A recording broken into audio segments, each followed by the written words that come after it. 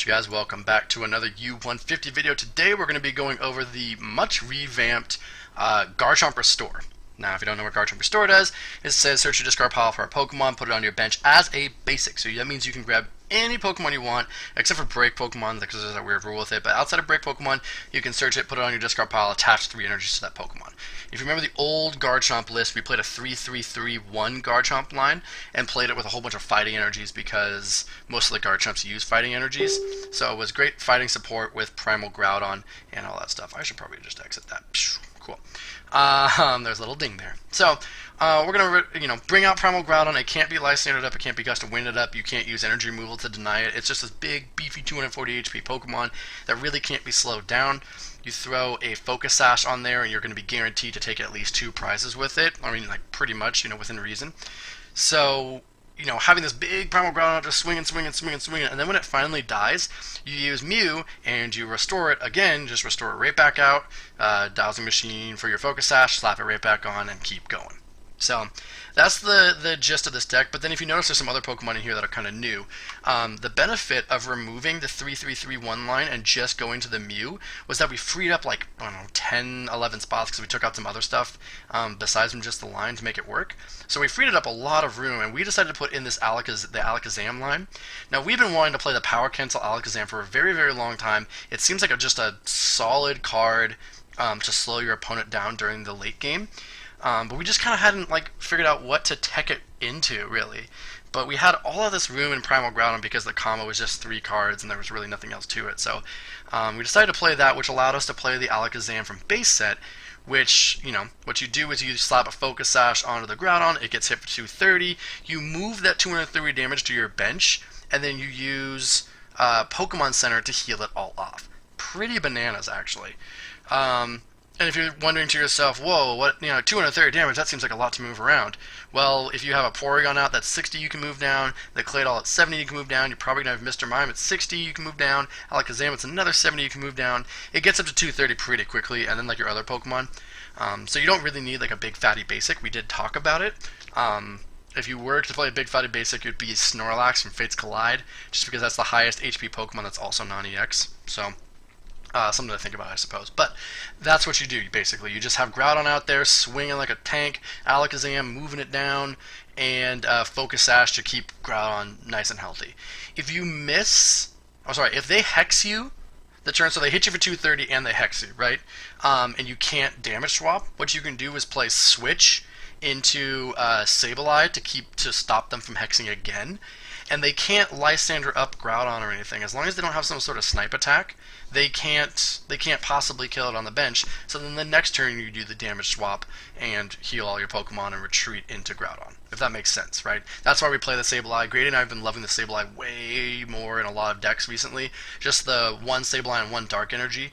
It's Roseanne's Research searchable, like the entire combo is. So as long as you can get out of the active, you can stop them from hex looping you, which is one of the biggest things in U150 is that hex loop, right? Maintaining the lead through ability lock. So being able to break it with Sableye is really, really huge. So that's where we play the Sableye, that's where we play the Alakazams to keep Groudon healthy, and then Groudon's just going to go swing, and knock it out the entire time. The only other card in here that's probably a little bit weird, the rest of it's kind of self-explanatory, the Execute's in there, so that the turn, before you end your turn, you can propagate it so that you can discard it with Power Cancel. The only other thing is Oricorio. We were looking for another backup attacker, because right now we really only have the Primal Groudon, and especially when Lysander Prism Star comes out, it's going to be a very, very big problem to deal with. So Oricorio is in there just because as one of backup attacker, something that can just do some extra damage.